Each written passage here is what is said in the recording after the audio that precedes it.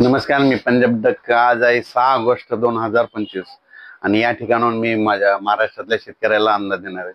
तर आपण सांगितलं होतं की राज्यामध्ये काल म्हणजे 5 तारखेला तांबडा आवाज झालं होतं. तर ज्या ज्या ठिकाणी तांबडा दिसेल त्या ठिकाणी पाऊस येईल. तर सांगायचं झालं तर सगळीकडे पाऊस सुरू झाला. म्हणजे तो पाऊस सांगायचं झालं तर सांगलीकडं, साताऱ्याकडं, कोल्हापूरकडं, सोलापूर जिल्हा, त्याच्यानंतर बीड जिल्ह्यात पडला, त्याच्यानंतर लातूर जिल्ह्यात देखील झाला, धाराशिवकडे झाला, नांदेडकडे देखील झाला. आणि मग आता पाऊस कसा पडणार तर राज्यातल्या सर्व शेतकऱ्याला सांगू इच्छितो. म्हणजे उद्या, आता आज आहे 6 ऑगस्ट 2025, 7 तारखेपासून ते जवळपास 7, 8, 9, 10, 11 तारखेपर्यंत राज्यात म्हणजे पूर्व विदर्भ, पश्चिमी विदर्भ, दक्षिण महाराष्ट्र, उत्तर महाराष्ट्र, कोकणपट्टी, खानदेश ह्या भागामध्ये पाऊस पडणार आहे. पण हे थोडा कमी प्रमाणात राहणार आहे. आणि जे याच्यानंतर जे येणार आहे 13 ते 14 ऑगस्ट ते 18 ऑगस्टच्या दरम्यान, ते मात्र खूप मोठा पाऊस पडणार आहे. त्याच्यामध्ये ओढे नाले वाहणार आहे, पूर परिस्थिती निर्माण होणार. पाऊस त्यामध्ये 14 ते 18 ऑगस्टच्या दरम्यान राहणार आहे, म्हणून हा अंदाज लक्षात येतो.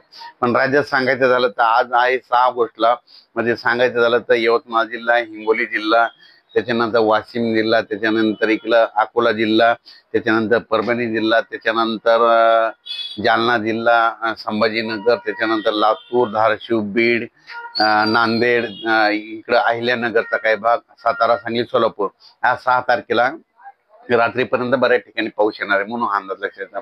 7, 8, 9ला परत याची व्याप्ती वाढत जाणार आहे.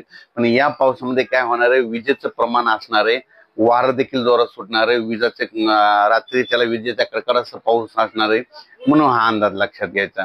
आणि त्याच्यानंतर बरेच शेतकऱ्याचे फोन आले की उत्तर महाराष्ट्राकडे म्हणजे नंदुरबार झालं, धुळे झालं, जळगाव जिल्हा, इकडे कोपरगाव, शिर्डी राहतात त्या भागात पाऊस कमी आहे.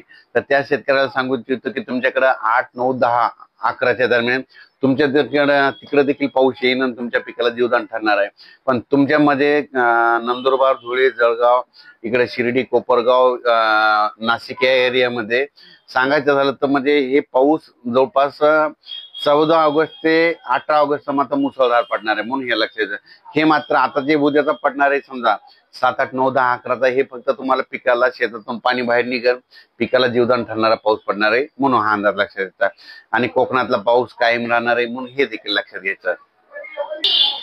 तसेच अहिल्यानगर भागातल्या शेतकऱ्यांचे फोन आले जिल्ह्यातल्या.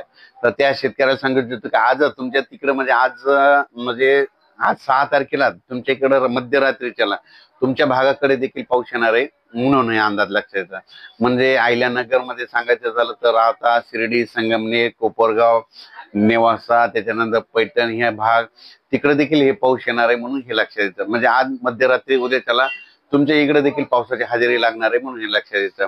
त्याच्यानंतर काय झालं की काही शेतकऱ्याचे म्हणजे इकडं घाटाच्या खाली म्हणजे जळगाव जामोद, त्या घाटाच्या खालच्या शेतकऱ्याचे फोन आले की जळगाव जामोद तिकडे पाऊस येईल का.